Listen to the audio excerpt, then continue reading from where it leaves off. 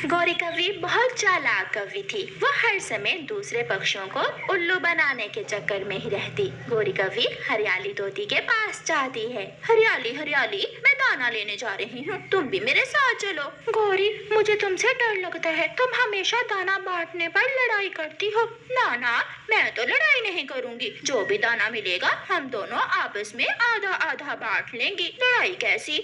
हरियाली तोती मान जाती है और गौरी कव्वी के साथ दाना लेने चली जाती है। घने जंगल में जाकर हरियाली तोती को एक पेड़ के पास चनों का एक पौधा दिखाई देता है।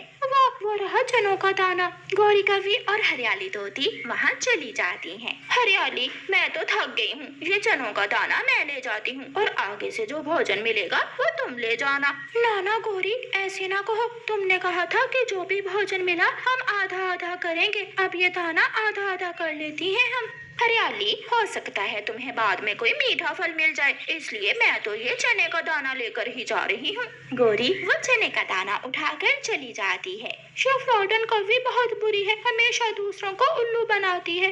हरियाली आगे बढ़ती है। वो बेचारी सारा दिन फिरती है, मगर उसे कहीं भी कोई खाने की चीज नहीं मिलती और वो भूखी ही वापिस आ जाती है।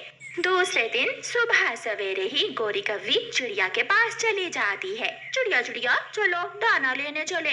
गौरी, तुम दाना बांटते समय लड़ाई शुरू कर देती हो, मैं तुम्हारे साथ नहीं जाऊंगी। ना चिड़िया, मैंने खुद को बदल लिया है, अब मैं किसी से लड़ाई नहीं करती, जो भी दाना मिलेगा हम दोनों मिल बांट कर खा लेंगी। चिड़िया मान जाती है और गौरी कव्वी के साथ दाना लेने चली जाती है। गौरी कव्वी और चिड़िया उड़ते उड़ते दूर निकल जाती हैं। एक मकई का पौधा जिस पर 2 भुट्टे मकई के लगे हुए थे, चिड़िया उस पौधे को देख लेती है। गौरी गौरी, वो मकई का पौधा है, हम वहाँ जाती हैं। गौरी कव्वी और चिड़िया दोनों मकई के पौधे के पास पहुँच जाती हैं। मकई का भुट्टा तो मुझे बहुत पसंद है, अब क्या करूं? कैसे चिड़िया को बांट कर मकई का भुट्टा दूं? गौरी, क्या सोच रही हो? 2 मकई के भुट्टे हैं, एक तुम ले लो और एक मैं ले लेती हूँ। चिड़िया, मैंने ऐसे बात नहीं की थी, ये दोनों मकई के भुट्टे मैं लूंगी और इस पौधे पर अगली बार जो 2 मकई के भुट्टे लगेंगे वो तुम ले लेना। ये सुनकर चिड़िया हैरान हो जाती है। गौरी,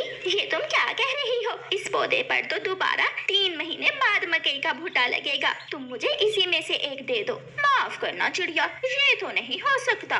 गौरी कव्वी दोनों मकई के भुट्टे तोड़कर वापस चली जाती है। इस कव्वी का दोबारा मैं कभी भी विश्वास नहीं करूंगी। चिड़िया बेचारी फिर से अपना दाना लेने आगे चली जाती है।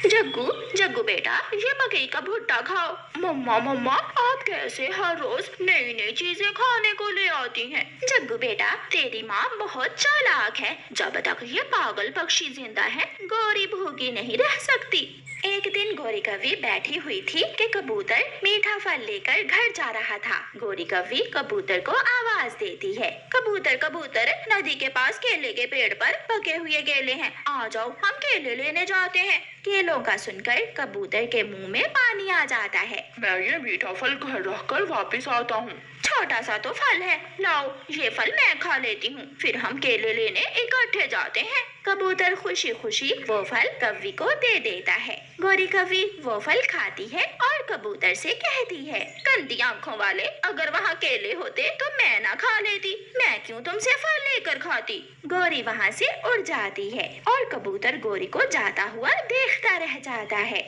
मगर अब सारे पक्षी गौरी से बहुत तंग आ गए थे। एक दिन सारे जंगल के पक्षी बड़े पेड़ के नीचे इकट्ठे होते हैं। कोई भी पक्षी अब गौरी के साथ भोजन लेने नहीं जाएगा। वो हम सबको पागल समझती है, सुन लो, सब सुन लो। और फिर उस दिन के बाद कोई भी पक्षी गौरी के साथ नहीं जाता। गौरी को तो भोजन ढूंढना आता ही ना था, इसलिए उसे अब कहीं से भी भोजन ना मिलता। कबूतर मेरे भाई, मेरे साथ आ जाओ, दाना लेने जाते हैं। ना, मैं नहीं जा सकता, तुम धोखेबाज हो। तोते मेरे भाई, आ जाओ, दाना लेने चले।